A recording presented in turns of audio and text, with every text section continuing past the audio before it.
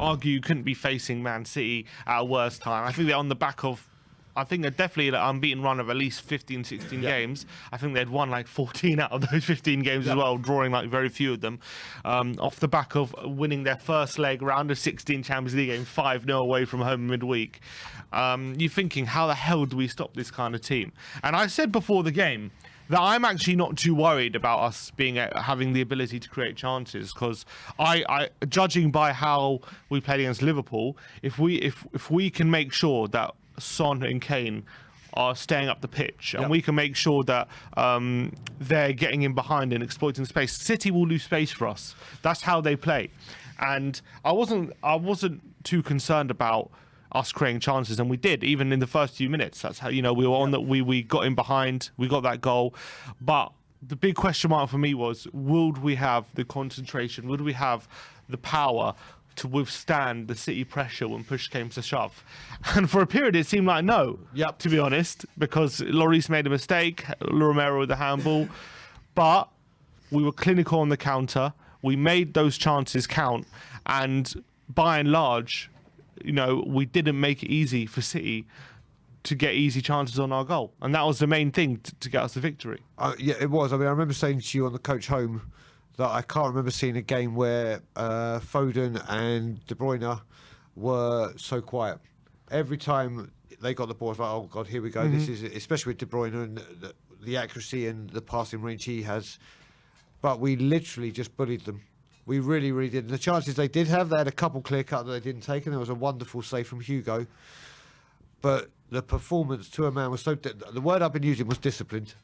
We seem to have a lack of discipline in the last couple of games, especially in Southampton, with allowing James Ward-Prowse to just whip those balls in. But yesterday, they were on their game for 90 minutes. They really were. And people that have come in for a lot of criticism, and from me, Emerson and for sure, Davis, I haven't criticised that much, but he'd come in for some.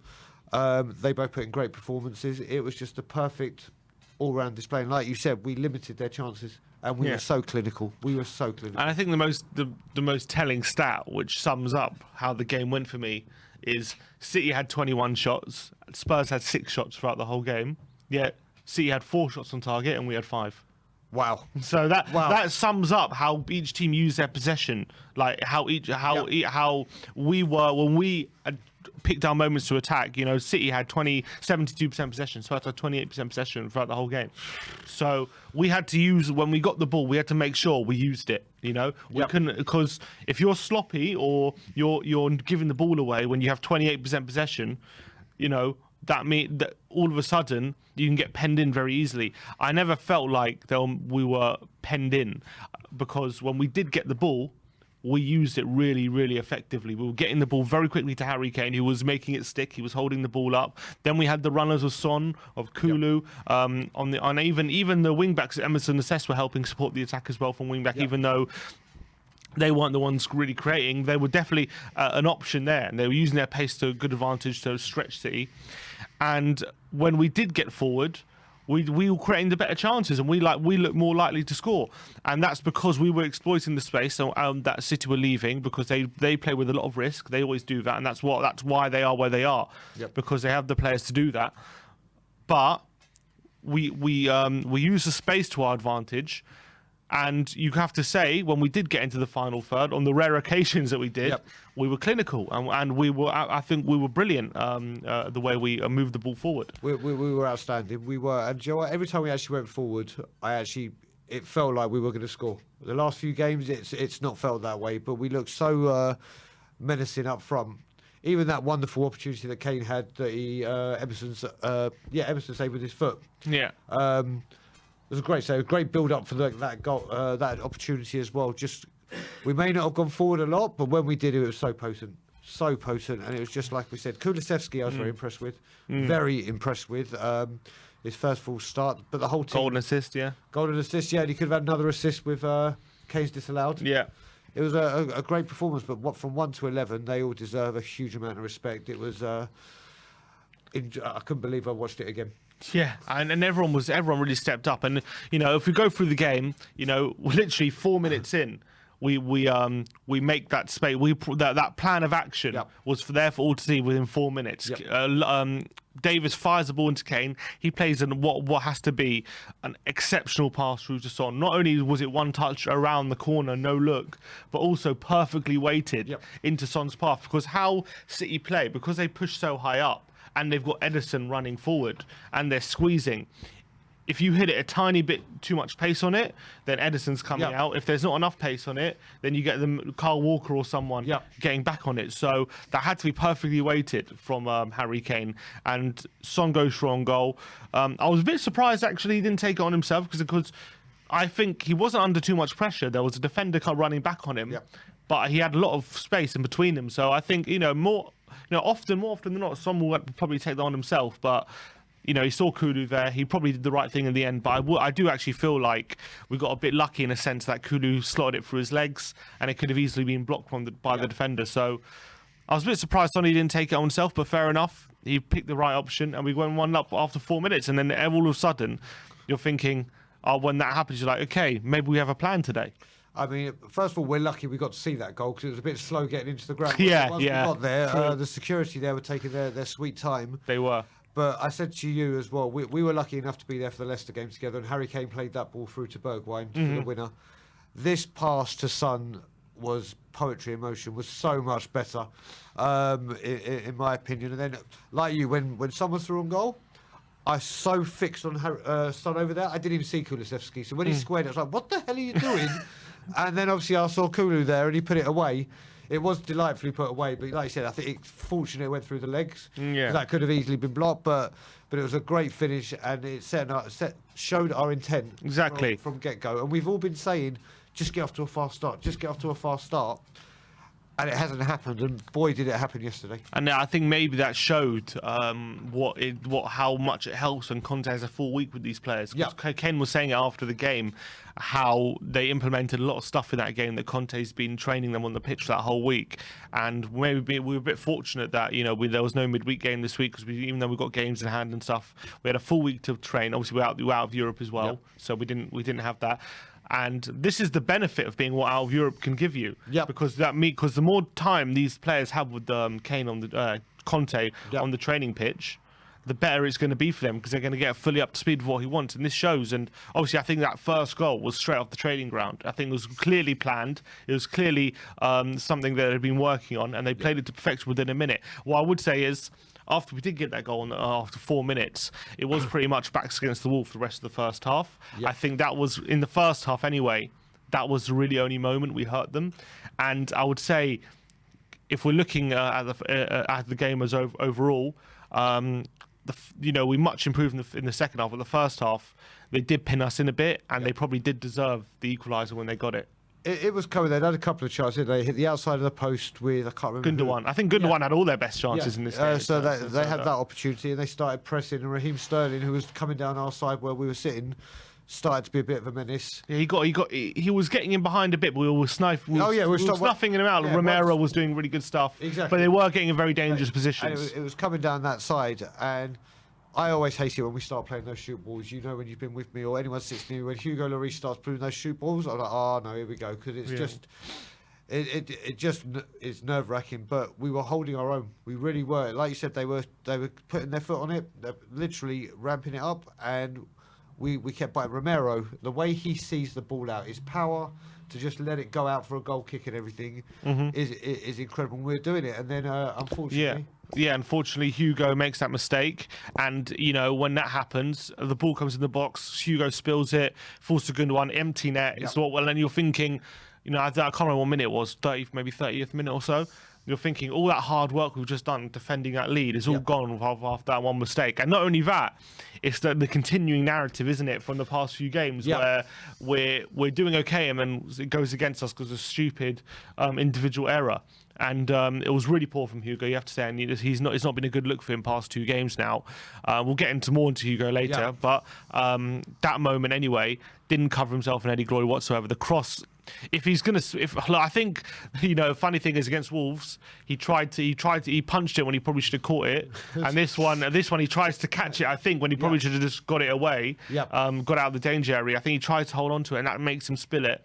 I also think Dyer might have distracted him a bit in front of him. That maybe contributed to it, and then it falls to a good one. They go 1-1, and then you're thinking, look, this is classic Tottenham. We crumble when we're under there because City were putting us under a lot of pressure at that point. We were holding out, but we crumbled in the end. They equalised. You're thinking it's only a matter of time before City go and get the next goal. Yeah, I mean, as soon as we got home, or as soon as I got home, got into bed, match of the day, rewatched it, and do you know what? When you watch it on the replay, Dyer looks a lot more of a reason where that may have happened than when we saw it live, because you get to see it multiple times in the replays. Not saying it was Dyer's fault, and it's still a mishap from Lloris, but it must have caught his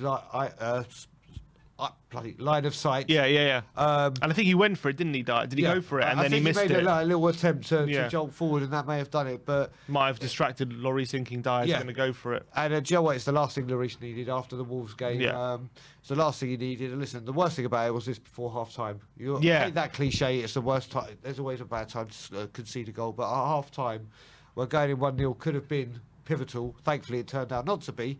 It could have been, and it also, as I was saying, like it just plays on that narrative. Like Tottenham, whenever you put them under pressure, they're feeble, and also not only that, there's also this whole thing when Conte kept saying last couple of games when things go against us, we react very emotionally, and we react negatively, and we crumble a bit. And when something bad, like we've been doing, like for example against Southampton in the second half, we're playing quite well, we get the goal, and then all of a sudden we concede and heads drop and things go against us, and then goes into the Wolves game and then negative momentum. You're what? And then once that goal goes in, you're worried that's going to happen again, aren't you? You're thinking it's Man City away. Yep. We're under all this pressure. We've held out for until half an hour. Then we concede a goal through a mistake. Are our heads going to drop? That's the big question. And I have to say, I think we held out fairly well till half time. Then come the second half, I think we improved so much. So much. I thought we were absolutely brilliant in that second half.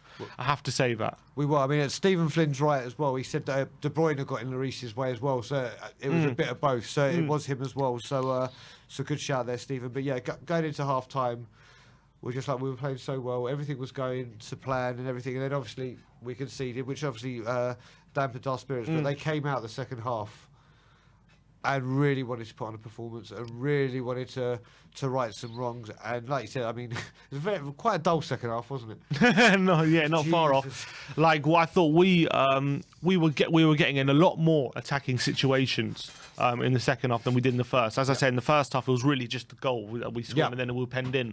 It wasn't that. I think we were definitely finding a lot more situations to get forward and exploit the counter-attack. I think even before the goal, we had a couple of moments that the warning signs were there for City. I think Kane played Son in on goal, and I think Walker was able to just come round and stop him from. I think he got a shot in the end, but it went into Edison's arms. But that was like a warning sign of like, okay, we are still looking to get goal. We're not just here to ride out a 1-1. We are actually going to look to score more goals.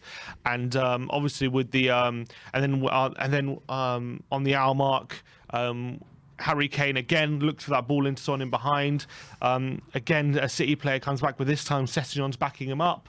Sessegnon, that's why it's so crucial for those fullback wingbacks just to be an option there, because if Sessegnon just isn't there, that goal doesn't happen. But just because he might not have the quality, just him being there, being an option, picking up the ball and then giving it to Son, makes things happen, creates space, and that's how the second goal happened. I think Kane plays a deep ball through, but he doesn't just admire his deep ball. He sees what's going to happen. He sees it's going to fall to Sessegnon, and he bolts into the penalty area on the blind side of the centre back. I think it was Diaz.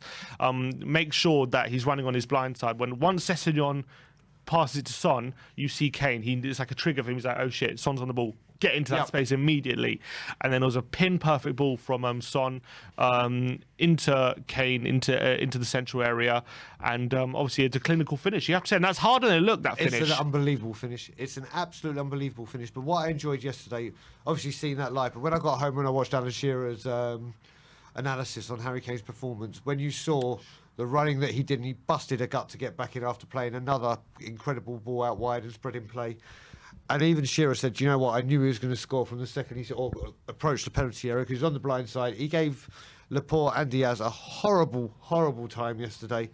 And that finish was just incredible. The more you watch it and where he opens his body to put it in the top corner, it's just a sensational goal. And we were saying, how good would it be for Harry Kane to get a goal at Man City, let alone that performance. But the goal was, he took it superbly well. Superbly well. And to open up his foot on the half volley, to stick it in the far corner, I think is a lot. I think it looks like a simple finish because he's so close to goal, but that was very, very difficult. Ederson obviously didn't even move, and I think that was such a clinical finish right into the corner, and it showed that he still has those predatory instincts, even though he was pretty much our main creator as well yesterday. He still had that ability to get into the penalty area and make it pay when it mattered inside the box, like a true number 9. That shows that he's still that perfect hybrid for me of a creator and a number 9. Oh, without that, I mean, the greatest thing about that yesterday was just seeing the passion when he scored. He knows what ground it was. He knows what happened in the summer. What a place to put a performance on that. But just his passion at scoring and celebrating those goals was just a joy to see. I mean, I know we're going to talk about him a lot later, but we will. It was just a masterclass from the man, an absolute masterclass. So we get ourselves 2-1 up, and you have to say for about a 10-minute period, once we're 2-1 up, up until we get that goal disallowed, we are really actually on top in terms of chance creation. You know, we had that brilliant. The move you were talking about before, that brilliant one-touch move, which actually could have been one of the team goals of the season. You know, Bentancur, who I'll talk about in a bit, but around our penalty area, not afraid to let the ball run across his body because he's aware of where everyone is. Plays the ball forward, and then there's 7 one-touch passes in a row, very quickly up the pitch. One touch, like clearly movements trained by Conte. You can see how everyone was moving. Session was helping out.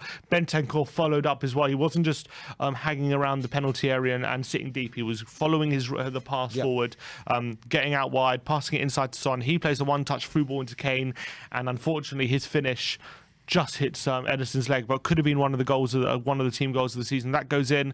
Obviously, we then have the goal that was ruled out for VAR with a very tight offside with Kulu, which, you know, it was a bit of a harsh one considering it was a bit early on in the move. But then again, he was one who did pass it to Kane, who scored. And that was also a great finish, we got to say, from Kane, because he's got 3 players around him, and he's able to power it into that near post. If you look at it, he actually missed the easiest one. The 2 goals. Probably, and the offside one, that was, and that chance, that was the easiest one for him after that great football. But yeah, I mean, Kula was unlucky. It was very tight, wasn't it? Well, when we all thought it was in and going absolutely crazy. Yeah. But that football, like you said, the football before, I remember us scoring a goal with that. Do you remember against QPR? In one of Poch's first game, Adebayor scored it. It was reminiscent of that, just the one-touch passing. It was lovely. It was just wonderful to see. Like, to do it against Man City, not QPR, you know what I mean? Exactly. To do it and at the Etihad, it was just breathtaking. We had just scored. We were then on top, creating quite a few chances. All of a sudden, clear-cut chances. We had that great one-touch move, which obviously we played Kane for on goal, and he should have scored. We had the VAR goal ruled out, which could have been a massive turning point if that goes our way. And obviously, we fail to get 3-1 ahead. You know, going to the last 20 minutes or so.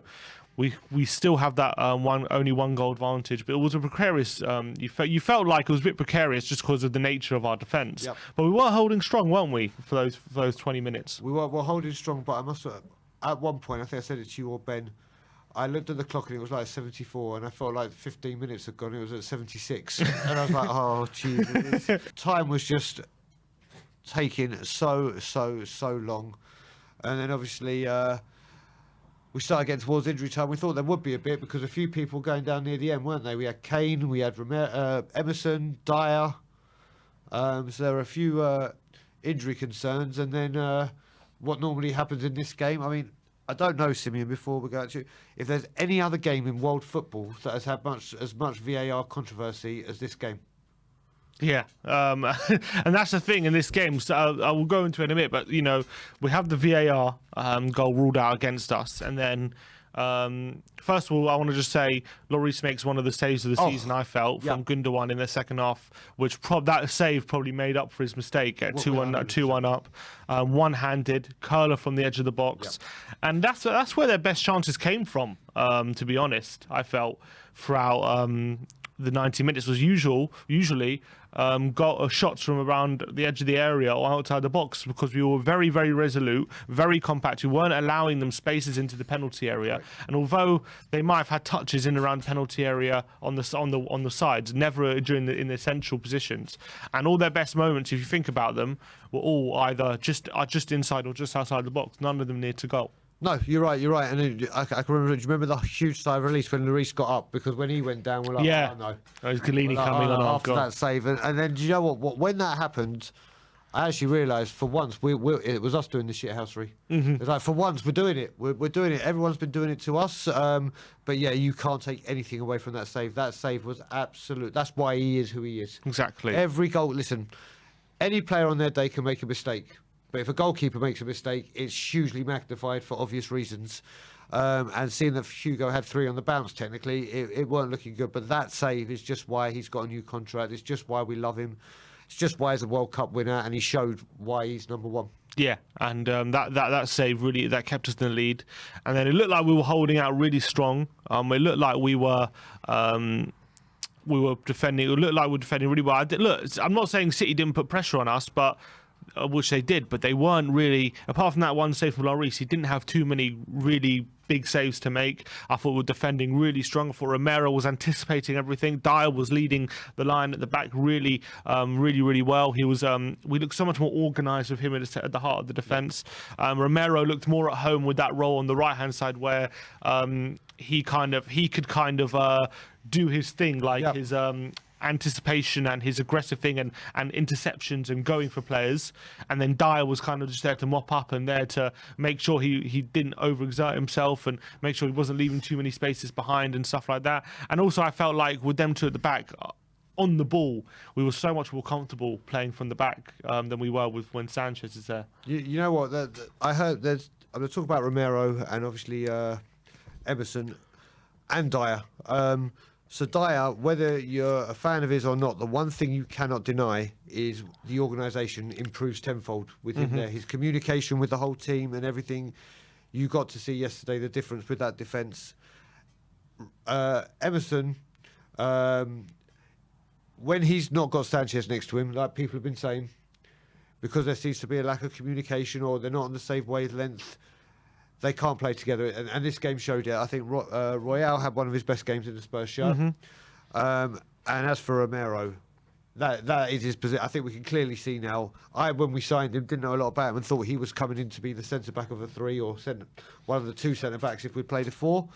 But I think that right centre-back position is his own now. He absolutely bossed it from that position, and it was a great display. And even Ben Davies got a couple of great blocks in the first half, but those 3 look a lot more assured than when it's Romero in the middle, Sanchez, and then Royale. It was very well and disciplined and organised performance from the defence. So, you know, it's looking like a very uncharacteristic performance from Tottenham, holding strong, digging in deep. Looks like going into stoppage time, we're still in the lead, we're still hanging on, and then obviously the big question: how many minutes is going to be added on? What's going to happen? And then it's quite funny because the Romero handball happens. He doesn't give it. The referee doesn't give it. I didn't really have a good view of it at the time.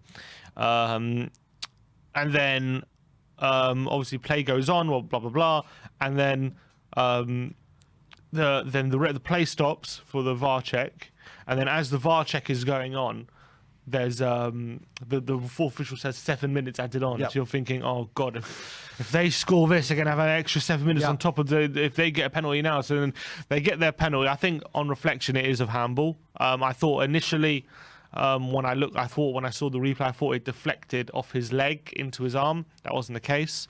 It just hit his arm, and you have to say it is handball. His arm's high, and he is diving to stop the ball.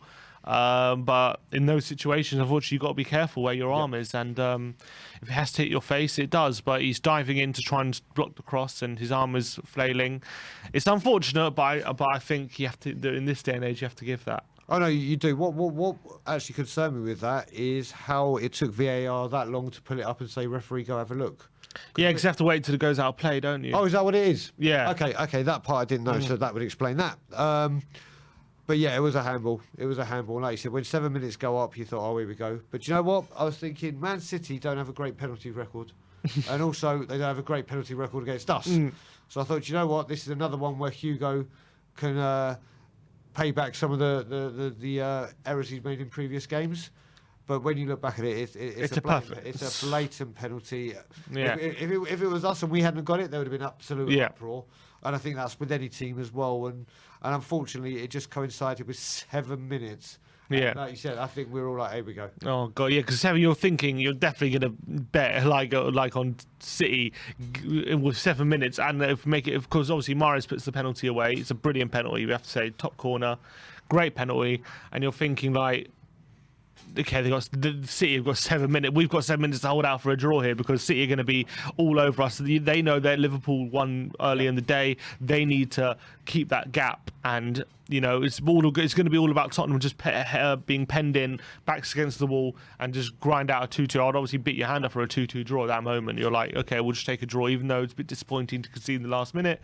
You take a draw. You would have taken a draw at the beginning of the game, but the way we again. Before you talk about it, sorry, I just want to talk about that. But first of all, shame on Man City fans for walking out before. It was like a fire drill. That was weird. Way before the penalty, like 2-3 minutes before the penalty, it was like, oh, I've had enough of it. Those fans, and like that, they just pump up because they've got all this money in the world. They pump up because they've got Pep. But there are loads of empty seats at the Etihad once again. The Etihad, yeah, let's call it the Etihad from now. But then literally they start walking out before the penalty's even given. I mean, just very quickly to talk about that penalty before we talk about the wonderful moment we're about to talk about. There could have been 3 goalkeepers in that net. Yeah. It was an absolute explosive penalty from Mahrez. So, yeah, but just shame on Man City fans, although they'll probably thank them after what happened next. Yeah. And you're thinking, as we say, look, let's just hold out, get the 2-2. But the way we responded to conceding, we didn't want to leave that stadium with 1 point. We wanted 3 points. And I think we saw the forward play. We saw that with how we approached that game and how we approached the last few minutes. If you look up to the build up to the goal, it's actually brilliant build up again. Even though Man City, they're obviously looking for the victory, but we know that they're so desperate for a goal, there will be more space to exploit, and there was. Bentancur, I think, again, Kane's involved. He plays the ball out wide. Doherty plays it into Bentancur, who plays a brilliant flick over to Kulu. Yep. Kulu this time stays onside just about, thankfully. He's there on the right hand side. He uses his dribbling ability to maneuver a crossing position. He floats a beautiful cross into Harry Kane, and you're thinking Harry Kane actually on first viewing, he probably should be second to that ball, but that determination, that willingness to make sure he's getting in front of Kyle Walker for that header. He made sure no one else is winning that ball but Harry Kane, and not only to win it with the aggression, but to clinically put it into the corner. Ederson again for the second time, not moving, just sent everyone into bedlam. I couldn't believe what I was seeing. We had actually gone and scored ourselves in stoppage time after conceding in stoppage time, and like fighting back all these people who say our mental strength's weak and all this stuff. When we really came to it, we stepped up in that big moment, and I have to give massive credit to the team because they've come under a lot of criticism over this past week about those things: mental strength, heads dropping when things goes against us. Again, that would have been a very no one would have blamed Tottenham. I mean, people would have, but like if we would have gone on to lose that game yesterday, people would have said, "Oh, you know what? We had a good performance and we were unlucky." No one would have probably blamed us for losing that game after how it went. But to actually have the mental strength to not let our head drop and to believe we can get another goal, and to not only do that, but the calmness in the final minute in which we built up the play and got into those positions and got into ourselves in a position where we can get the cross in, and then also for Kulu to put that pinpoint cross and Kane to head it in, it just showed that maybe there is a lot more character to this team than we think. Well, do you know what? First of all, I don't know if the person's in the chat, but I saw a tweet yesterday that said this is a difference with Bentancur, because he could have easily passed the ball short to Doherty before clipping it over to go for the win and just play safe, and he didn't, and he got it to Kulu, and then obviously that cross, and like I said, the determination and the commitment from Kane to get that header on. And honestly, whilst that ball was in the air, it was like it was in slow motion, and then once Harry Kane got his head to it, my God, Unbelievable. God, it really was. I mean, Brilliant like you header. said, I'm one of the people, and I'll always say when I'm wrong, I have been criticising them heavily, or criticising elsewhere. But the mental strength of the lads that would all come into question now. They can't hold on to leads, and with these games in hand, the pressure getting to them, well, they hands up, they were bang on the money, and they showed everyone why this crazy football club and what it does to us and why we love it so much, because it was just extraordinary. And just when you're at your lowest with this club as well, Yeah. they seem to pull something out of the bag. And just when things are going well, they lose a game where you don't think they're going to lose, and then they somehow, as soon as you think it's all over, and as soon as you think, oh God, it's all gone, top four's gone, they turn up in a game like this and they get all 3 points. You saw the celebration from Conte after the game. He even went as far as to say this is one of the best group of players he's managed. I mean, he's such an emotional guy, Conte. Like when we lose a game against Murray, he's like, the level of this squad is very low, or it's not nowhere near what Tottenham used to be, which is probably still true. But then we have a game like this, and he's like, this is one of the best group of players I've ever worked with. Yeah, these are the best people. I like Conte. He's so emotional, and that's part of his charm. Of course it is. And then I saw a stat that was Pep Guardiola has now lost to every single Premier League manager. Obviously, we played Ryan Mason in the Cup, but every manager he's faced in the Premier League, he's lost to. We just seem to have their number. It's extraordinary out of all teams. And there was another one that City have lost 3 Premier League games, and 2 of them are Tottenham. It's incredible. Who would have thought I it? don't know how we keep doing this to them. Like every time they come up against us, like they have the possession, they pin us in, and yet we keep coming. We just make the most of the chances we create, and every time, like Guardiola must be sick of the sight of us at this point. Big time. He must be, and a lot of City fans get very frustrated when we're involved, because they're just like, how can they keep doing this to us? These people. Must be so frustrating for them. They probably won't. They'll probably have no one in the stadium next time we come. We'll be like, No, don't bother. Boycott the game. And every time it's late drama. Lorente's hip. You got. I remember Gabriel Jesus had a. Sorry, not Lorente's hip. The Sterling VAR, which they won. It was Lorente's VAR as well, wasn't it? The Lorente VAR. You got the Jesus VAR in the last minute, and then you got this one with Kane in the last minute as well. We just seem to have something over them, which is really strange. But again, to win that game like that in the last minute, and it fires us right back into the top 4 race. And it was just, not only was it a massive victory in terms of answering all the questions that have been asked of this team, and obviously, if we go and lose against Burnley, all that goes out the window. Yeah. We need to build on this now. Correct. But I'm hoping that this kind of victory can help this team build up momentum and confidence going to latter part of the season, and make them believe in themselves that they can do what Conte asks of them. They aren't good enough to put in these kind of displays and go toe-to-toe these kind of oppositions. And they should have more confidence in themselves rather than what's happened over the past 3 games. I mean, if they're going to get confidence from anyone or anywhere, it's a performance like this. And we had a stat yesterday as well, haven't we? We haven't dropped any point or undefeated outside of London. Yeah, it's so weird. Yeah. Thankfully, all these games we've got Leeds, Burnley, and Borough. Yeah, to lose outside London, we are. So hopefully it should be 3 wins coming up.